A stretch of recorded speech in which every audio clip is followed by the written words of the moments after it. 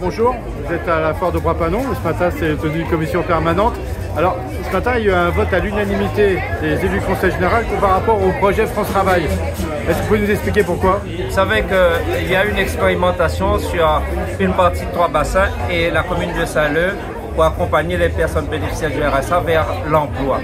Et on voit bien que sur le dispositif, il y a à peu près 30% des personnes qui ont pu trouver un emploi grâce à cet accompagnement. Donc l'expérimentation est plutôt positive. Quand vous avez des familles qui n'étaient pas en situation d'être employées, qui le sont aujourd'hui, je dis bravo, on les a aidés et aujourd'hui le résultat est là. Et maintenant, quand il s'agit d'étendre l'expérimentation, on a dit qu'on ne peut pas faire pour les 95 000 bénéficiaires du RSA en un laps de temps court, et bien les amener vers le plein emploi. Il y a des conditions économiques, sociales qui doivent être réunies. Par exemple, l'économie de l'île. Est-ce que les entreprises locales sont capables de créer 95 000 emplois? Moi, je vous dis non, ce n'est pas possible. Aujourd'hui, il y a à peu près 40 000 postes qui sont proposés pour 150 000 chômeurs. Et parmi les 150 000 chômeurs, il y a beaucoup de bénéficiaires du RSA. Donc, on ne peut pas aujourd'hui amener les familles bénéficiaires du RSA directement vers l'emploi. Il faut faire un travail préalable d'accompagnement en termes de mobilité, en termes de formation, en termes de garde d'enfants, en termes de logement. Et donc on a demandé l'adaptation de la loi à La Réunion. Et là, on nous a présenté un projet d'ordonnance qui ne correspond absolument pas à ce que nous avons demandé.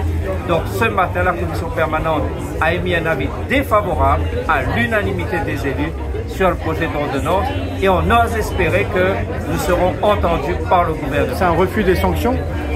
Alors, deux sujets de préoccupation, comme je l'ai dit, c'est qu'il est impossible pour nous d'appliquer cette loi comme dans l'Hexagone. On a des difficultés structurelles qui n'existent pas en Hexagone. Donc on demande une application dans le temps, pas comme ça brutalement sur un an et demi, ce n'est pas possible.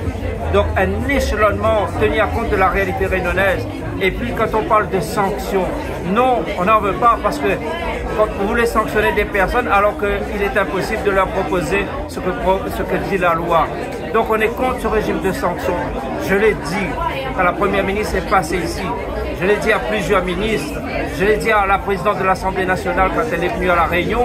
Et quand je vois le projet d'ordonnance tel qu'il est présenté, je dis qu'il ne nous convient pas. J'ose espérer, encore une fois, que nous serons entendus à travers la rédaction définitive de cette ordonnance. Est-ce qu'il y a un regret de votre part du fait qu'il n'y aura pas de réunionnais sur la liste de Renaissance aux européennes? Je déplore sincèrement qu'il n'y ait pas de réunionnais sur la liste, on va dire, Renaissance.